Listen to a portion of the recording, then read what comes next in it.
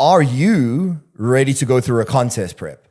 Now, what brought this to mind is after, some pretty great success for some of my clients already this season, you invariably get an influx of queries from, people that have competed before, maybe people that have thought about it but never done it, that see that and it inspires them to get on stage for the first time or get on stage again after a long period of time off. But very few people really give the consideration necessary to understanding, am I ready to commit to this process? It is not as simple as losing a couple of kilograms and going through a fat loss phase. You are exposing yourself to a huge amount of fatigue, a huge commitment in terms of time and effort, a huge potential strain on relationships. And today I want to break down and give you some pointers if you're thinking about this to really, really make the decision, are you ready or not? Baseline health is incredibly important. So particularly for enhanced competitors, if you are going into a contest prep without having had a comprehensive lab work done to make sure that all the your vital organs and markers, cardiovascular health, kidney health, liver health, etc., are all in a good, healthy position, that is a terrible idea. You need to make sure that at the onset of prep, before you are fatigued, before you are run down, before you get into the higher levels of androgen deployment and PED deployment, that you are in a healthy position. Sleep needs to be good in terms of duration, but also quality. Recovery needs to be pretty much damn optimal. Your digestion needs to be good. And for females, you need to be ensuring, are you having a regular menstrual cycle? If you are already not, then the likelihood is that you are already undernourished and you need to take care of that hormonal deficiency first. Can you commit to having a stable routine for at least several months? So I'm talking about no moving houses in the middle of prep, no big vacations, holidays, breakups, divorces, new relationships, new jobs.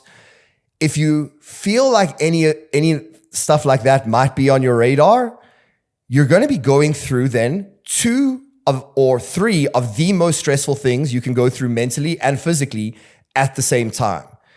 And if your mentality is, well, I can handle it, I'm a tough bodybuilder, it's not about handling it. It's about the fact that your body is not going to respond as you want it to.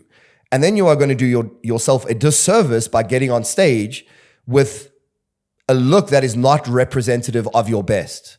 So make sure that you have a stable routine, your relationships, your work, etc., are stable and in a good place.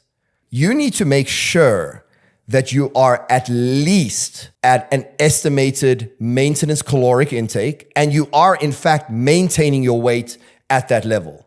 So I would typically go for somebody with a decent body composition, body weight in pounds multiplied by 13 to 15 to find out an estimated maintenance. If you are eating below that level, or you are eating at that level, but gaining significant amounts of weight every week, metabolically, you are not ready for a contest prep because almost by definition, you do not have enough runway of calories to pull from in order to get you to stage-ready condition. So then you go into a reverse diet or a recovery phase or even a long-term building phase to get that maintenance level up higher.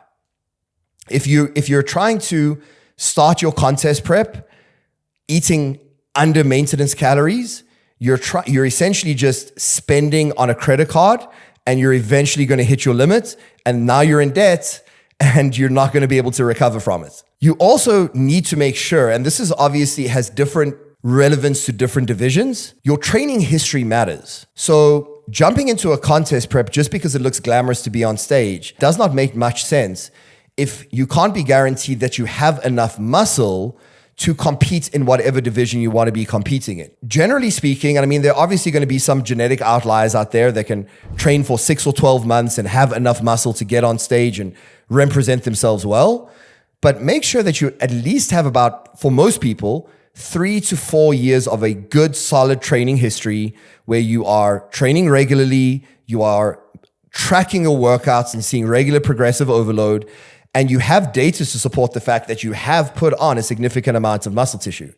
The worst thing that you can do is go through a 12, 14, 16, 20-week contest prep, only to find out at the end of the day that now you're just looking like a smaller version of your former self with no muscle to show for it.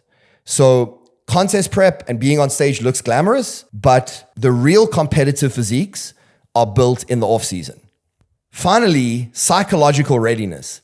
And it's incredible how often this comes up, but somebody will ask to go into a contest prep. They'll say they want to be absolutely shredded, peak condition. They'll send me a picture of one of my guys that's just won a pro card or an Olympia qualification. And immediately their follow-up is, do I get any cheat meals? How many days per week can I have a cheat meal? Can I fit this into my diet? Can we do less cardio? Guys, if you are committing to a contest prep, there's no negotiation here. There is a plan, and obviously that can be adapted within reason. But if you are not ready for the throes of what a prep demands, and believe me, being in a contest prep is going to be restrictive. That is what it is about. It is going to be restrictive. And you might only feel it at 6 weeks out. Somebody else might feel it at 8 weeks out. Somebody else might only feel it at 3 weeks out, but you're going to feel it. And when you do, you need to know that you are willing and ready to make those profound sacrifices, to have low energy, to struggle with sleep, to struggle with recovery, to have some strain put on your relationships, to be hungry all the time.